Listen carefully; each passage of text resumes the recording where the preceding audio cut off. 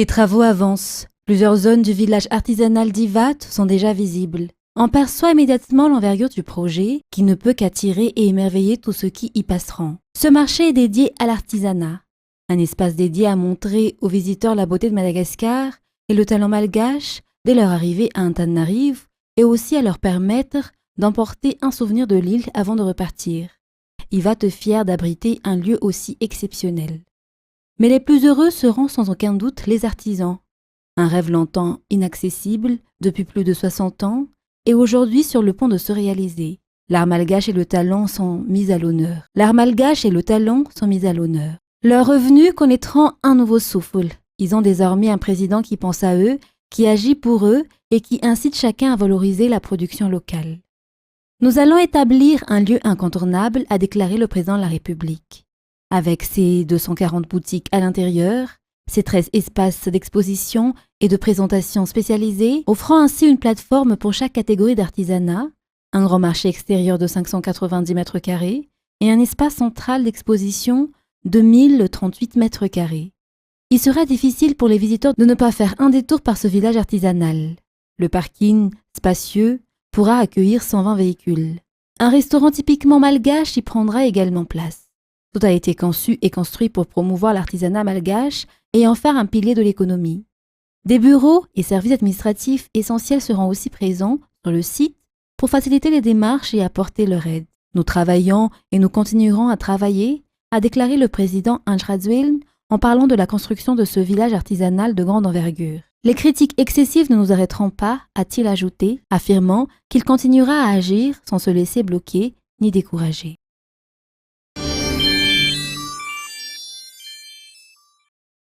C'est autour du lac d'Ivat, sur 320 hectares, que va s'implanter le projet Lac-Arrive. Un défi lancé par le président Anjradzuel afin d'offrir à la population un espace de détente pour que les membres de la famille se rapprochent. Le projet sera ainsi marqué par l'aménagement d'un espace ouvert au public. Les berges du lac ainsi qu'un sentier de promenade seront aménagés sur 2 km. Il y aura également des espaces de loisirs, des installations sportives et surtout des restaurants accessibles à tous afin que chacun puisse en profiter pleinement. Le président Anjradzuel a indiqué que même la chaîne McDo a exprimé sa volonté de s'y implanter. Ce qui signifie que le projet Lac-Arrive bénéficie déjà d'une renommée internationale. Il y aura même des restaurants flottants sur le lac, disponibles à la location pour des événements privés, comme des anniversaires ou des réunions amicales. Parallèlement, les travaux de curage et de nettoyage du lac, assurés par la PMF, sont déjà en cours. Le site accueillera également une gigantesque fontaine de 250 mètres qui constituera un des centres d'attraction du lieu. Le lac Arrive sera à la fois un lieu de loisirs et un levier pour l'économie, comme l'a présenté aujourd'hui le chef de l'État. Il est aussi prévu de construire un vaste centre d'exposition international, un hôtel 5 étoiles, ainsi qu'un grand centre commercial. Le site sera préparé pour accueillir de grands événements économiques. Le lac Arrive marquera également les célébrations du 65e anniversaire du retour de l'indépendance. Un projet qui fera la fierté du peuple malgache et de la ville d'Antananarivo. Pour faciliter les transports, 12 bus électriques seront déjà en route depuis la Chine et seront affectés à la zone du lac Arrive. Concernant l'énergie, l'installation de 20 MW de panneaux solaires a commencé dans le cadre d'un parc solaire de 120 MW visant à assurer l'autonomie énergétique du site. Le lac Arrive sera un lieu autonome, unique, qui distinguera Antananarivo. Un espace de loisirs mais aussi un pôle économique qui attirera les touristes et fera bénéficier le peuple malgache du progrès.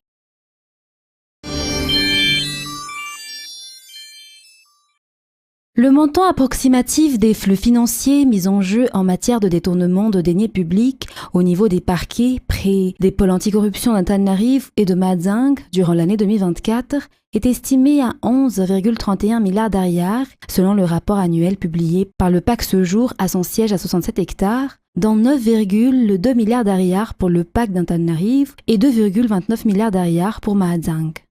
On constate une baisse par rapport à l'année 2023 qui était près de 44 milliards d'ariars. Selon toujours ce même rapport annuel, 542 dossiers ont été transmis au niveau du PAC d'Antananarivo et Mahajanga et les amendes s'élèvent à 1142,6 milliards d'ariars.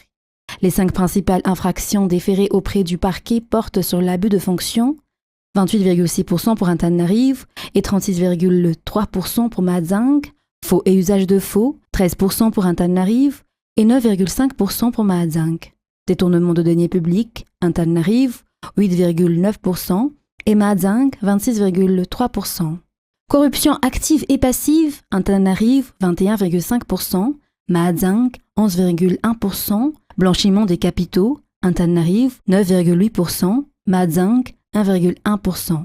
Pour les peines principales prononcées par les tribunaux correctionnels de premier degré des PAC au cours de l'année 2024, 73 emprisonnements avec amende ont été enregistrés pour Antananarive, dont 22 sont des agents publics ou fonctionnaires et 6 des élus concernés. Et seulement 2 emprisonnements avec amende pour des simples citoyens à Mahajang. Pour les emprisonnements sans amende, 106 cas pour Antananarive, dont 31 agents. Pour les emprisonnements sans amende, 106 cas pour Antananarive, dont 31 agents publics ou fonctionnaires et 4 élus concernés, et 4 cas aussi pour Mahajang, dont 3 simples citoyens et un agent public ou fonctionnaire concerné. En ce qui concerne la décision de confiscation, 53 comptes bancaires ont été confisqués, 6 biens et immeubles, 14 véhicules saisis, 7 téléphones, autres valeurs monétaires de 4 052 413 ariary.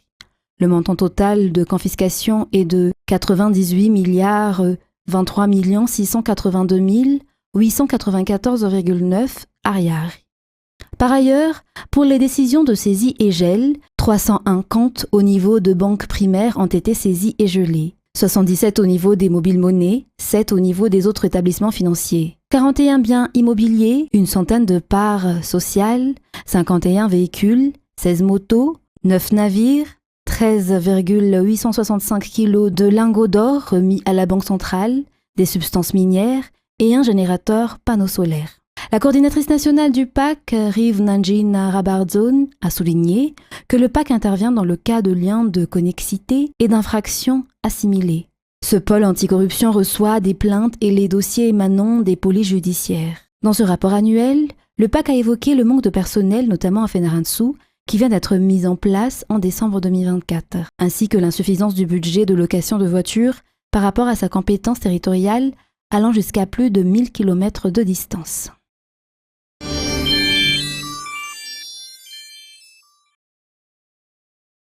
Bientôt, il ne sera plus nécessaire de faire la queue auprès des services publics pour s'acquitter de paiements autres que les recettes fiscales. Parmi ces paiements figurent les droits d'inscription au concours de la fonction publique, les droits universitaires dans les établissements publics, les frais de délivrance de permis de conduire, les passeports et diverses contributions versées à l'État par les communes, régions ou services publics. Donc s'applique aussi bien au niveau de l'État, à travers tous les ministères sectoriels et aussi les institutions. Le CIGRNF s'applique aussi auprès de tous les établissements publics et enfin, ce CIGRNF va aussi s'appliquer à toutes les collectivités territoriales. Pour les collectivités, y compris donc les communes et les régions, il y a par exemple les loyers et les revenus des domaines publics, comme les droits de parking, les redevances sur les pavillons, les tickets de marché. Il y a aussi pour tous les droits administratifs, comme les états civils et les documents officiels, mais il y a aussi tous les ristournes et les prélèvements locaux, comme les produits locaux, etc. L'État a signé un accord avec 3 opérateurs téléphoniques et l'expérimentation sur 3 mois a permis d'encaisser 59 milliards d'ariary via Mobile Money dans les caisses publiques. Ce système fait gagner du temps aux usagers, garantit une totale transparence et permet l'inclusion financière. Il s'inscrit dans le 3e pilier de la politique générale de l'État, celui de la bonne gouvernance, et permet un accès plus équitable aux services financiers. La digitalisation des finances publiques constitue un enjeu stratégique et une priorité majeure pour le président de la République. Le ministère de l'Économie et des Finances s'active donc pour mettre en œuvre des actions y afférentes afin de transformer cette volonté politique en résultats concrets et palpables. Le CIGRNF, ou Système d'information de gestion des recettes non fiscales, que nous lançons aujourd'hui, n'est pas qu'un simple outil numérique.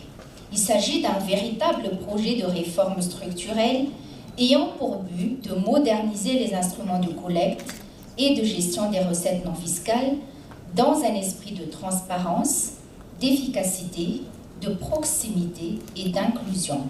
Ce projet a pu être réalisé grâce à un partenariat avec la Banque africaine de développement, la Banque mondiale et l'Union européenne. Il a débuté à Touamassn, Touliar et Ambujachim et sera bientôt étendu à l'ensemble du territoire.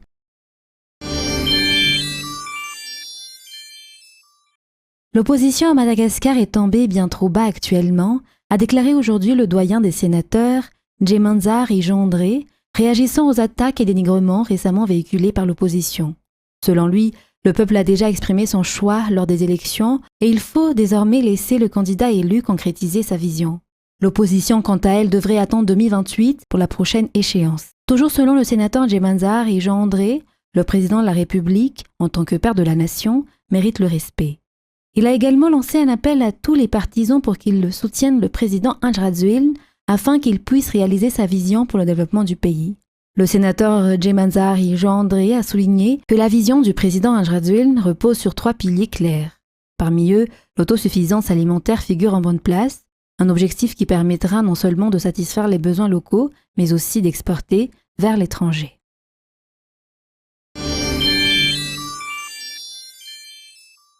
La ministre des Affaires étrangères, Assata Rafah-Vaftafk, a reçu aujourd'hui Édouard Christou, représentant résident du PNUD à Madagascar. Les échanges ont porté sur les domaines de coopération prioritaires, notamment la lutte contre la pauvreté, la bonne gouvernance et les questions liées au changement climatique. Lors de cette rencontre, un accord de coopération a été signé entre le PNUD et le ministère des Affaires étrangères portant sur la remise de matériel informatique. Ce don vise à soutenir l'élargissement des activités au sein du ministère et revêt une importance particulière dans le cadre des préparatifs du 45e sommet de la SADC qui se tiendra à Madagascar en août 2025. Ce geste renforce les relations solides entre Madagascar et le PNUD et a été chaleureusement salué par la ministre des Affaires étrangères au nom du gouvernement malagasy.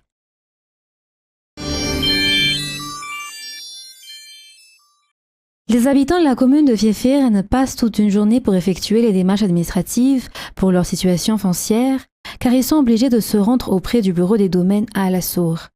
L'installation du BSFI dans la commune de Fiefirn, ainsi que dans 2 autres communes du district d'Avarajan, a justement pour but d'alléger ces difficultés. Actuellement, seulement 10% des habitants de Fiefirn possèdent des titres fonciers. À partir de maintenant, les habitants pourront enregistrer les terres qu'ils ont héritées, acquises ou achetées en leur propre nom, a déclaré le maire de la commune de Fiefirn. Le district d'Avarajan bénéficie d'un avantage par rapport aux autres districts avec l'installation de 3 des 60 BSFI prévus à travers la grande île. Cela est le fruit du plaidoyer effectué par le député auprès du pouvoir exécutif qui a permis la mise en place des infrastructures ainsi que du personnel, tandis que les équipements seront pris en charge par le député selon les explications. Pour rappel, le BSFI est une antenne du BIF ou bureau de proximité du foncier au niveau des communes. Outre Fiefirn, Viliaz et Mananjin ont également bénéficié de l'installation d'un BSFI. Ces BSFI sont désormais opérationnels à la suite de leur inauguration.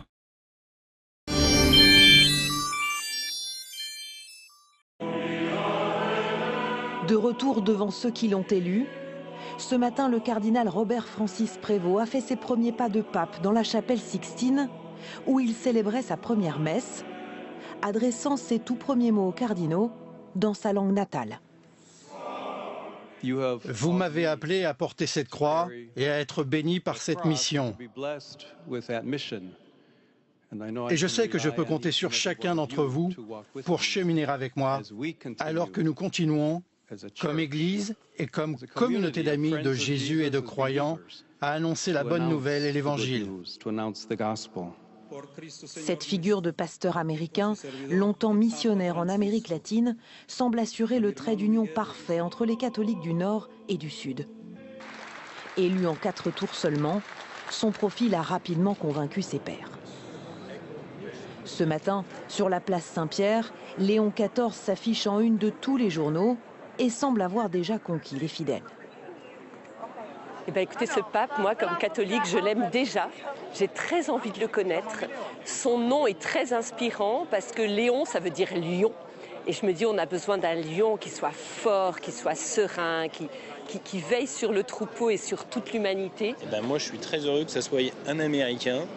J'espère que ça va pouvoir ramener la paix un peu et que le président des États-Unis va être un peu plus tempéré sur ses positions un peu partout. La plupart d'entre eux soulagés qu'il se place aussi en héritier du pape François. Je suis très heureuse parce qu'il va poursuivre l'action de François, ouvert d'esprit, progressiste. Privés de leur contact direct avec le pape depuis l'hospitalisation de François, dimanche, les fidèles devraient retrouver leur nouveau souverain pontife à la fenêtre de ses appartements sur la place Saint-Pierre. C'était le 30 septembre 2023, place Saint-Pierre. Le pape François présidait alors le 9e consistoire de son pontificat, destiné à élever les archevêques les plus méritants au rang de cardinal. Parmi eux, Robert Francis Prévost. Ce jour-là, personne ne sait qu'il deviendra le 267e pape, Léon XIV. Je suis né aux États-Unis, à Chicago. Né le 14 septembre 1955 à Chicago, d'un père d'origine franco-italienne et d'une mère d'origine espagnole, c'est le premier pape américain de l'histoire, également le plus jeune depuis Jean-Paul II, puisqu'il n'a pas encore 70 ans. Membre de l'ordre de Saint-Augustin, il étudie les mathématiques et la philosophie dans cette université. En 1982, à Rome, Robert Francis Prévost est ordonné prêtre, théologien mais aussi homme de terrain, puisqu'en 1984, à seulement 29 ans, il est envoyé comme missionnaire dans la Cordillère des Andes. 4 ans plus tard, il s'occupe de la formation des religieux au Pérou. Il y restera une bonne partie de sa vie. En 2014, il est nommé évêque. Et 9 ans plus tard, il devient préfet du puissant dicastère des évêques, l'une des fonctions les plus importantes du Vatican, une sorte de conseiller du pape. Ce n'est pas une coïncidence que le pape François m'ait choisi. J'ai été missionnaire toute ma vie et je travaillais au Pérou. J'espère donc être en mesure de conseiller le pape François, de travailler avec lui. À cette époque, il est aussi président de la commission pontificale pour l'Amérique latine. C'est sûrement sur ce continent que le défunt pape François s'est lié à son successeur. Il en avait fait son homme de confiance. Robert Francis Prévost a d'ailleurs soutenu les réformes du pape argentin, celles concernant la synodalité et la gouvernance collégiale, celle aussi qui permet aux personnes divorcées et remariées de recevoir la communion. Il se dit en faveur d'une église plus ouverte, plus inclusive et plus proche des fidèles. Pour autant, il est perçu comme un modéré parmi les progressistes. Sur les questions sociétales et sexuelles, le nouveau pape s'est montré prudent et il a souvent joué la carte de l'apaisement. Sur le fait d'ordonner des femmes prêtres, il s'est clairement exprimé contre. Les cardinaux ont donc opté pour la continuité, même si Léon XIV devrait mettre davantage les formes que son prédécesseur.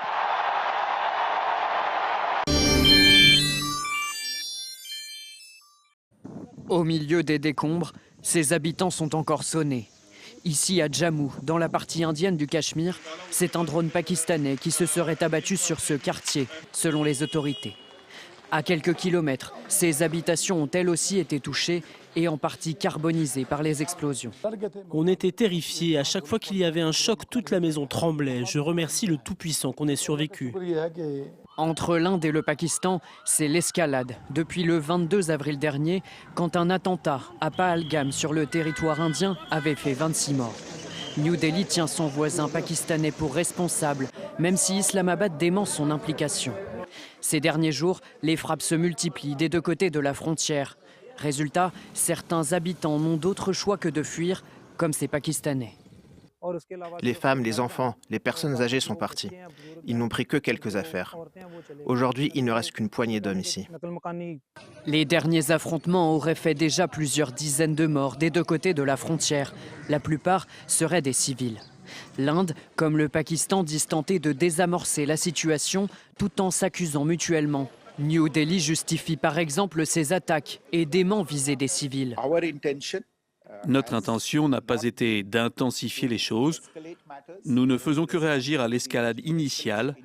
L'Inde a ciblé uniquement les infrastructures terroristes. Côté pakistanais, même son de cloche, le pouvoir promet de cibler des sites stratégiques si nécessaire.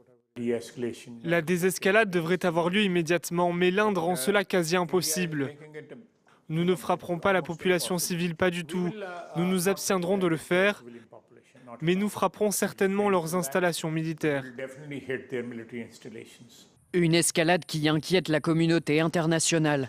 Les États-Unis, la Russie ou encore la Chine ont appelé à l'apaisement entre l'Inde et le Pakistan, qui disposent tous les deux de l'arme nucléaire.